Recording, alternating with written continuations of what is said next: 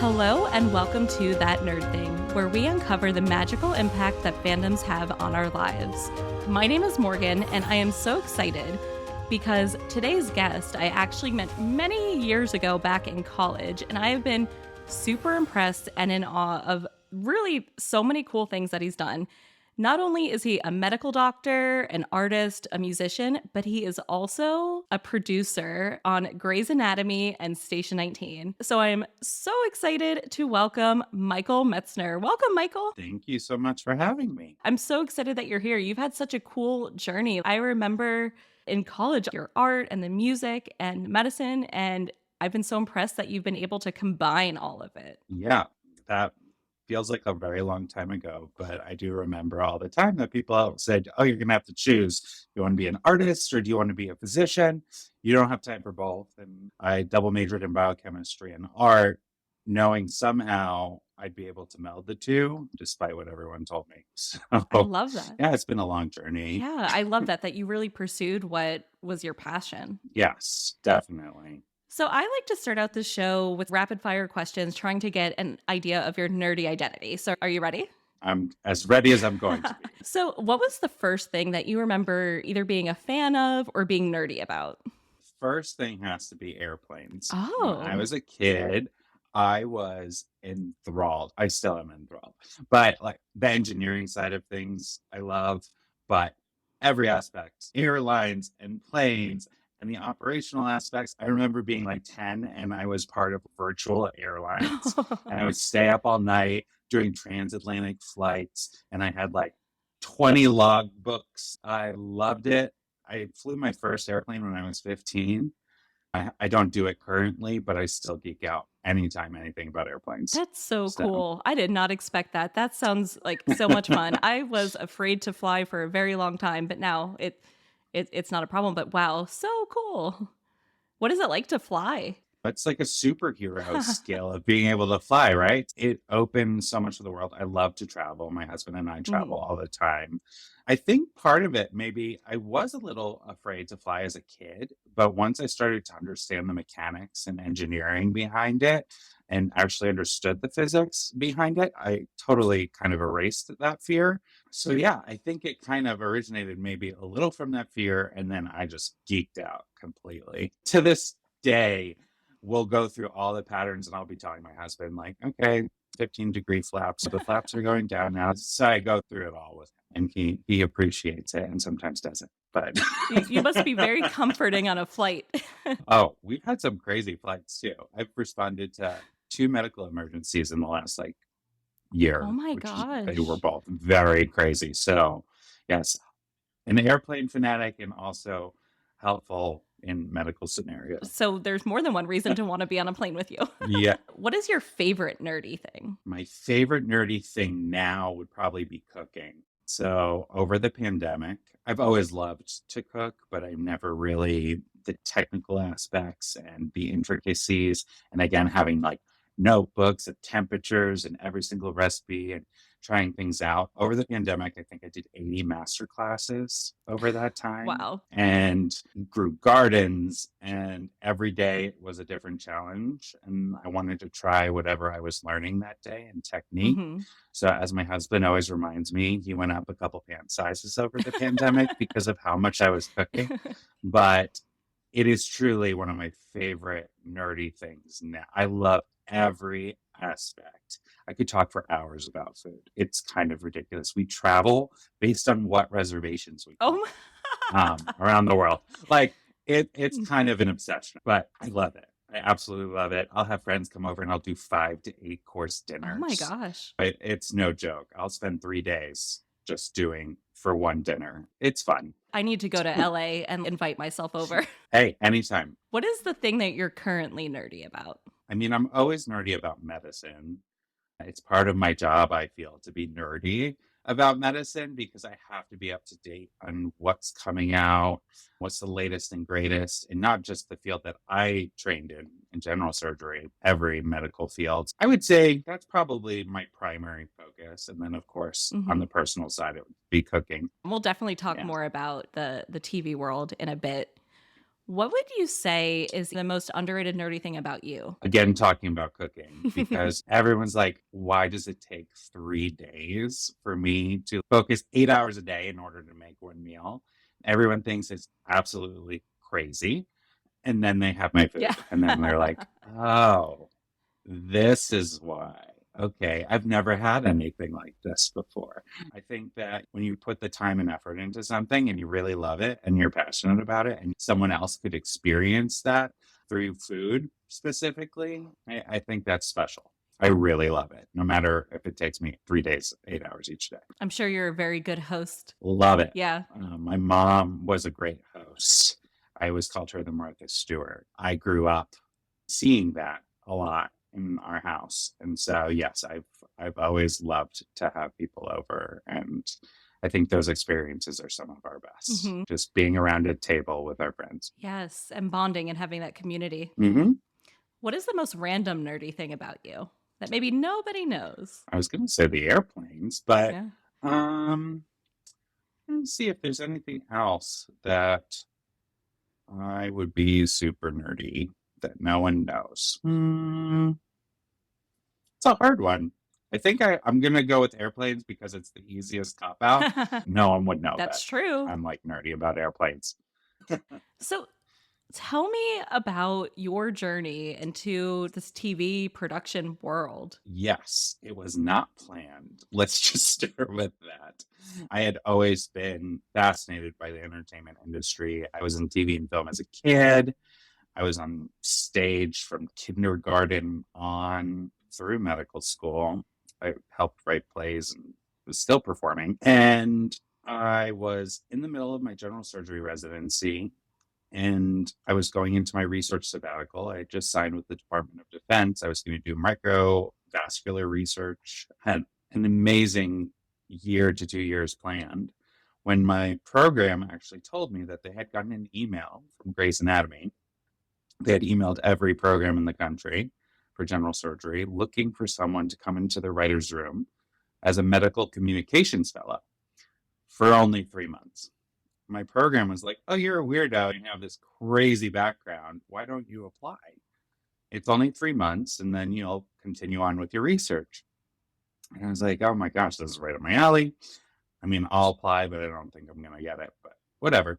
So I apply. I hear that they want to interview me. They hired me on the spot. Then I had to go to the DOD because I was just like, I just signed a contract with the DOD. I have to get Oh. their blessing Hmm. because I was doing all this really amazing research that I was very excited about because I was studying to be a pediatric plastic and reconstructive surgeon, specifically craniofacial surgery, which again is that blend of art and science. At least that's where I thought my path was going. And the DOD said, oh my gosh, this is a once in a lifetime chance. You should do it. Just make sure that when you come back, you're 100% ours. And I was very thankful and grateful and packed up my car from San Antonio, Texas, and drove to LA, not knowing anyone, and started this job in the writer's room. And within 3 months, they said, well, could you stay for 6 months? And I was like, sure. And so I talked to the DOD and they're like, hey, again, you can go as long as you want, as long as when you come back, you're 100% ours. Well, that just snowballed, and I've been here 6 years and now producer on Grey's Anatomy, Station 19. I've helped work on over 100 episodes of television, did Ryan Murphy's Ratchet, some American Horror Story, Hollywood, multiple films. It's been this amazing area of entertainment that just melts all my passions together, and it's been phenomenal. That's amazing. So when you were first in the writer's room and I'm sure you're meeting all these celebrities, were you composed? Because I know me, I fangirl out, but I know I would have to really compose myself. So I'm wondering what that was like for you. I'd say the one that had the biggest impact was probably Ellen Pompeo, just because I grew up being a fan of Grey's Anatomy. I Aw. used to watch it every week with my Oh. mom. That was like our thing. And so it came out while I was in high school. And seeing Ellen and having a relationship with her and then working with her and getting to know her very, very well, that was, one of those surreal moments We joke around all the time because I like to remind her that when she started the show, I was in high school and then had enough time to do high school, undergrad, medical school, general surgery residency. And now I get to work with her.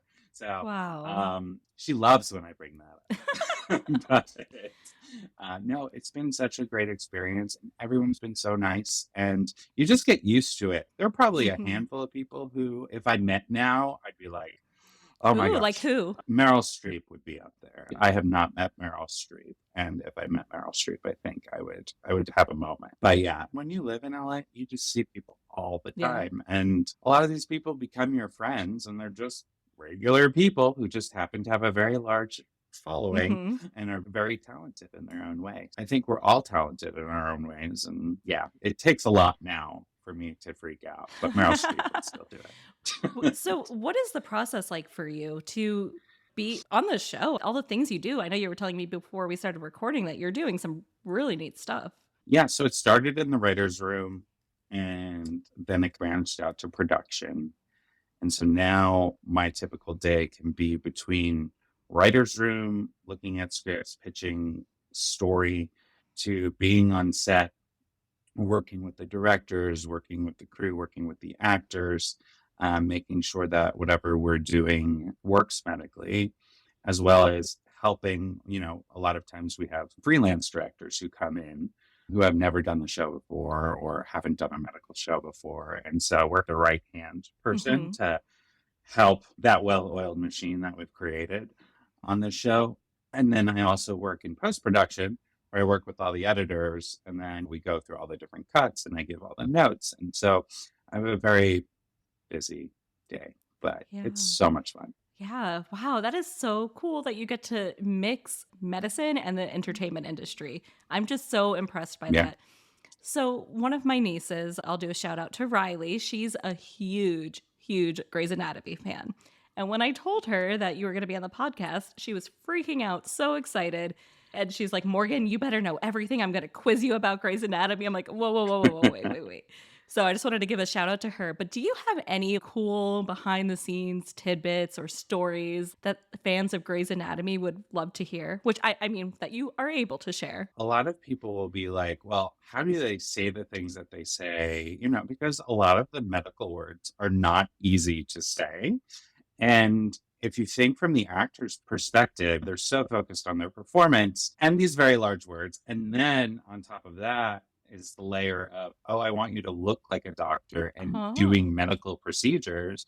So I actually hold boot camps Oh. for our actors and I treat them like interns and we go through literally the same things for different skills lab scenarios that I do as interns in general surgery.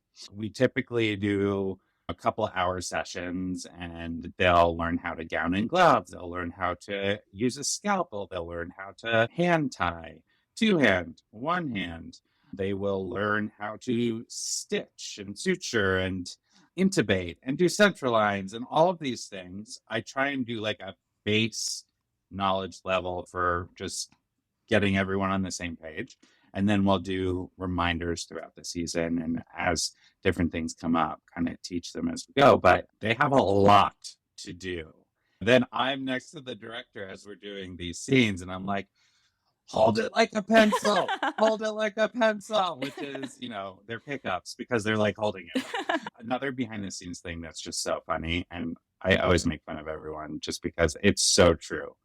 Putting on a simple exam glove is so easy when you're alone. Oh. However, when you have 200 people on set and cameras are rolling, it's like the universe is just like, not going to happen. And so it's so funny how many times we have to go and do another take because the timing of the gloves. That's It's so always the funny. timing of the gloves and being put on. So, everybody, when you're watching Grey's Anatomy and you watch them put on the gloves, I hope you think about Michael and his boot camps. Yeah. The other thing is some actors, they are much better with fine motor skills than others. I will say who is one of the fastest learners I've ever seen on the show was Chris Carmack. Mhm. Chris Carmack, he plays the guitar, so he has amazing fine motor skills. And I think it was like a minute of teaching him how to do subcutaneous sutures, and he was just like, done. He got it. It was amazing. I'd never seen anything like it. Like he was just on point. Definitely on point. It sounds like not only do we want to be on an airplane with you, but maybe some of these actors too, because they have some of these skills down to help in emergencies. Actually, there was, I think it was just on, is it Jimmy Fallon? Might have been Jimmy Fallon when Kim Raver was being interviewed. I think a couple weeks ago. I just saw a clip of it on Instagram, but they play doctors and they're completely invested. And I guess she was on a plane with her husband and they were asking for a doctor on the plane. And she actually got up Oh. and mid getting up, her husband's like, "What are you doing?" And so she, again, doing it for over a decade. Yeah. I'm sure that really becomes your identity a lot in every aspect Mm-hmm. because they're in it so much of the day and so much of the week. So Yeah. So I was looking at your IMDb page, which, by the way, super cool that you have a page. Like, wow. But I saw you were actually in an episode. I started playing a resident in the show in season 15. I was with Levi Schmidt's class. And then, yeah, over the years, I typically just put in scenes that had to have a certain medical level just to help get things done within a scene. But yeah, no, I had one season in, I think it was season 18, where, yeah, I got to speak and I was much more featured within the class. And it was a lot of fun because, again, it goes back to the acting Yeah. history. And I love that. Love it. And you could sing too. That's what I've been told. And you play piano. I know that. And I see a I beautiful do piano play behind you. piano. Oh, yes. It's my grandmother's piano right there. Beautiful. Yeah, no, I love the piano. Love composing. It's amazing how so much of what you do connects with your mother and grandmother. Yes, that is very true. It was instilled from a young age. Mm-hmm. Both of them were very, very creative. My grandmother studied with Juilliard professors and would go into the city every day and take the train. And as a woman at that time, there weren't many women who were going to school. And she taught piano 62 years and was teaching up to 5 days before she passed away. Wow. So, at 92 years old. Wow. So it's pretty amazing. Yeah, music and the arts have been a part of my life since I was born. So it was born into me, I feel like. But And yeah, you've really embraced it. You've really embraced your passions. yes. It was a rocky road certain times. Doing two majors that were completely separate from each other meant no summers. I was always taking classes. I was always taking the highest course load that the university would let me, and even sometimes maybe fudged a little and did more than I was supposed to. I remember my family being like, "Why are you doing two majors that, knowing where we came from at the honors college, we had to do a thesis. And most people, when they were doing double majors, they did one thesis that combined the two. But I couldn't combine art and biochemistry. So I had to do two theses and had to do 1 year, one of them, and the second year, the other one. So I think I ran myself into the ground a lot.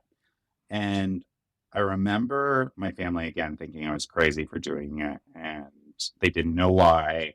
But then when I was in medical school and I started the arts and medicine organization in Central Florida and at UCF, I remember my mom, we were having a conversation and she said, "I get it now." And I think that was where to this day, I still don't know where I'm going to end up. I mean, I don't know if this is what I'm going to do, but I just know that whatever I do is going to unite the two passions that I have. So I hope if anybody listening, if they were to take one message from the show, it's that you can follow your passions. You don't have to just pick one and ignore another side of yourself. I have people reach out all the time, and I wish I could respond to every single person because there's a lot of that where they're struggling making a decision of what they want to pursue in their life, and they really want to do multiple passions. And what I would tell those people is that it's true that there are certain times in our life we have to decide what we're going to focus on. When I was a resident, I couldn't be doing full-time art or entertainment or music. I had to invest my time in that chapter of my life to be the best resident that I could be. That's not saying that in a couple of years from then, I couldn't shift that focus. But I feel like there are tent poles within our life that we have to kind of give in Mhm. to investing in whatever it is that we're trying to accomplish, knowing though that that's not the end all be all. And, there's something that's we can pursue that might be greater in our life and might not fit the status quo of what you're supposed to do. I had so many people tell me, "Are you insane? You are a general surgery resident. You've put in so much time and effort, and now you're going to go do entertainment and throw it all away, all of your education." And to those people, I would say, as a general surgeon, I can treat one person at a time. And yes, I can save their life. And they're some of the most amazing patients and amazing stories. And I mean, these people's lives have impacted me and will impact me for the rest of my life. Or I can help create stories that 16 or 15 million people watch every single week that inspire other people to go into medicine and impact that one person. Or when I get a text from one of my attendings say, "Hey, did you do this story a couple years ago?" And it's like, "What are you going to yell at me about?" And they're like, "No, we're seeing a patient who is diagnosed because they watched your episode." Those are the moments that it's like, okay, I might not be doing the traditional, I'm seeing one patient at a time, but I am having an impact in a way that I can't even actually quantify. And that to me makes it all worth it and tells me that I did choose the correct path for me. So, I have chills and tears in my eyes because it's so beautiful and that's so meaningful. That's amazing. Thank you so much for sharing that. of course, that's how I rationalize it Mhm. because I have so many haters who will be like, "Oh, like, why are you wasting your talent?" And I'm like, I'm not wasting my Yeah, talent. oh, It's just a definitely different not. way of, yeah. For sure. So, yeah. When when you're talking about just going all in, that's kind of how I felt with this podcast. This was just a very quick turnaround from idea to starting to do it. And you really were one of the first people that I wrote down. I was like, "Oh my gosh, he would be perfect for the show," cuz knowing what you've done and how you've combined the two, but you haven't given up parts of yourself. I just think that's been so amazing. So, I think they are lucky to have you. Oh, Yeah. thank you. I'm very fortunate to have them as well. It's a reciprocal relationship, and I love everyone who I Yeah. work with. How would you describe the fandom itself? So I think we have the best fans in the world. I was a fan of the show well before I even knew my job existed. I think specifically Grey's Anatomy has had such a tremendous impact, but I don't think it would have had the impact that it had without the fans and the fandom. It's funny, even in the writer's room, we often use the wiki search function from the fandom site just to like refresh our own, I like, love that. what happened in that? Yeah, because the fans know more. I mean, it's just amazing Mhm. the database that they have put together to go back and be able to, because they really care. And these characters have become part of their family and we've grown up with them. I mean, 20 years for a show to be running, we're talking about multiple generations. There aren't many shows that you could argue that three generations could watch it together and have kind of had such an impact. Netflix is a huge place where a lot of younger people are watching the show and discovering the show and binging the show. I find fandoms, though, for television and entertainment as a whole, they're the ones who I believe kind of make the change. So you can write the best script in the entire world, but if no one watches it and no one's a fan of it, it's never going to actually make any change necessarily. I feel like with Grey's Anatomy, it's the dedicated fans and fandom that cemented Grey's Anatomy in pop culture Mhm. and what changed pop culture. Yeah. Without the fan base, that wouldn't have happened. We wouldn't have quite literal sayings that we now say because of Grey's Anatomy. It's because the fans use that and just invested so much into these stories. So I think fandoms are very, very important for any success. Of course, you want eyes watching, but it's more than that. It's truly investing oneself in these characters and stories. And I think it's remarkable. It really is remarkable. How would someone know if this is the fandom for them? Fandoms are communities, and I think it's important to align likes and dislikes with the community that you want to surround yourself with. There are some fandoms that I feel transcend every stereotype. White Lotus is a great example of that.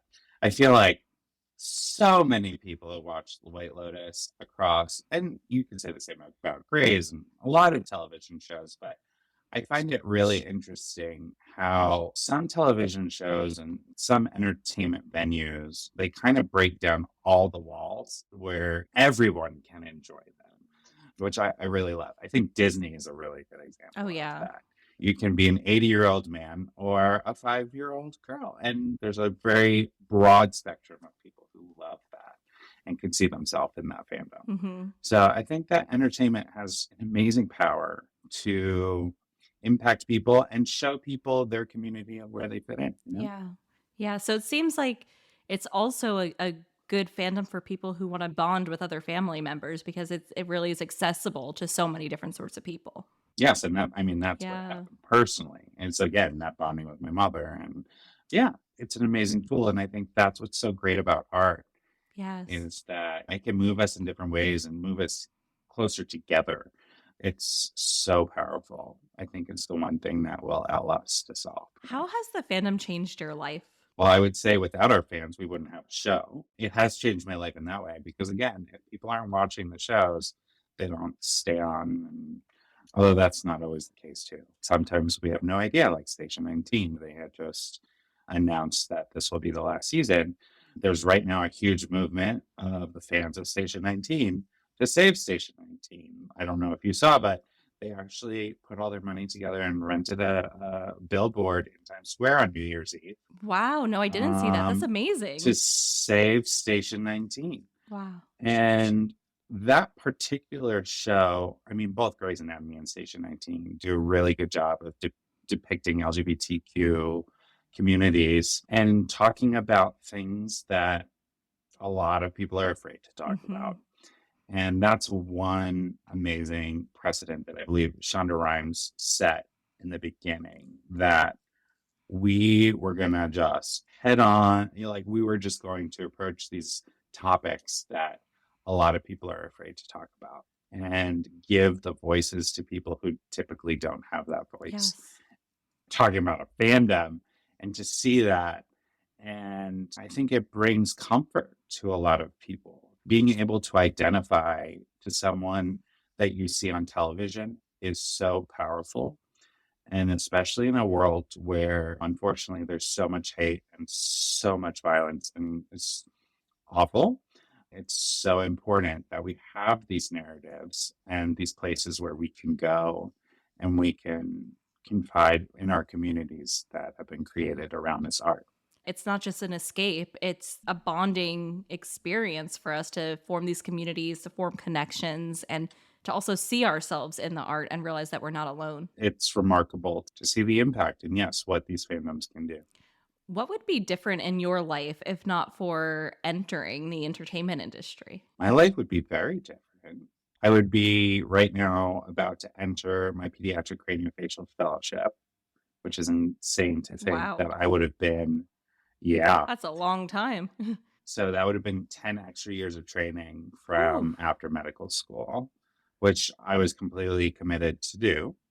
I probably would be in Australia right Oh. now in Melbourne because I wanted to do my craniofacial fellowship at the Royal Children's Hospital in Melbourne, where I met my Hmm. husband. He's Australian and I stole him. Now he's in LA. I think life would be completely different. I'm sure I'd be doing something within the arts as Hmm. well. But again, it's one of those things. Life gives you these paths that you just don't expect. And I've always tried to take the path where I just followed my gut and my intuition, even when people told me I was wrong. And even when my own family said, "Are you sure you want to do this?" I just followed where my passions lied. Hmm. And even going to the honors college, I remember I had a lot of other places that were much more known that I was accepted to. But I just remember loving the people and just having this feeling like, no, this is where I'm supposed to be. And to look back, and because I made that decision, so many more doors opened.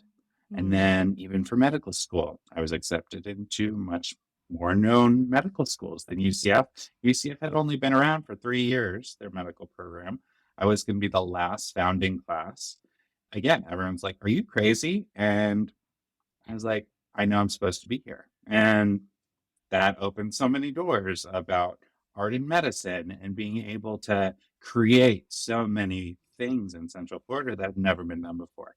I think they were all stepping stones that at the moment were very scary to make those decisions.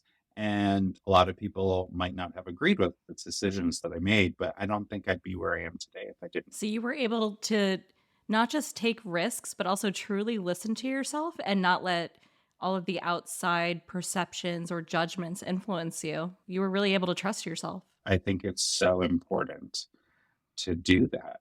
So many times people make decisions not for themselves, but for other people. If you're not following your passion and what your gut's telling you and what you know is going to make you happy, it's a little harder to be happy after that decision. We have a very short time on earth, and I think life's way too short to be doing things that we don't want to be doing. Absolutely. Um, Not saying that there are times in my training that were not fun, Hmm. and not every day is the best day of your life, but it's all for a purpose. And as long as you're following that purpose and what you've set your goals to be, I think that's what's most meaningful, and that's what's gonna, make you happy. Yeah. And we're always going to have regrets, but let's not have regrets where we're not able to be ourselves. Exactly. Yeah, Yeah. don't change yourself. Don't change who you're supposed Yeah. to be in order to conform to someone else's idea of who you should be. What does being a nerd mean to you? I think being a nerd is having a passion in a way because there's so many things that people can be super passionate about that from a different perspective might be like, oh, they're a nerd about that topic or something like that. But I don't see it that way. I mean, nerd historically has been such could be such a derogatory term. We even see that in entertainment and pop culture, from the revenge of the nerds to just all the storylines of, oh, that's a nerd, that person is a geek or smart and isn't sociable. But I don't think that that's necessarily true. I think a nerd, yeah, is someone who's super passionate and just has a focus on the topic. Doesn't have to be a derogatory term. Yes, totally agree. I think being a nerd is cool. And again, being a nerd is just all about that passion. Yes. Yeah. So before we wrap up, I like to give our listeners a geeky recommendation to help them embrace their nerdiness. So for today, I would like to recommend to go to a local theater performance or an art show or watch local musicians, support your local art and embrace yourself in the entertainment and the stories and really let your emotions come out when you're experiencing all of that. Michael, what do you have to recommend to help people embrace their nerdiness? Within the entertainment, because again, I'm just thinking from the entertainment side of things, I Yeah. think one thing that we've kind of lost in the last maybe 5 years because of pandemics and things is the community that comes around just going to the cinema and going Oh, to a movie and going to a movie theater.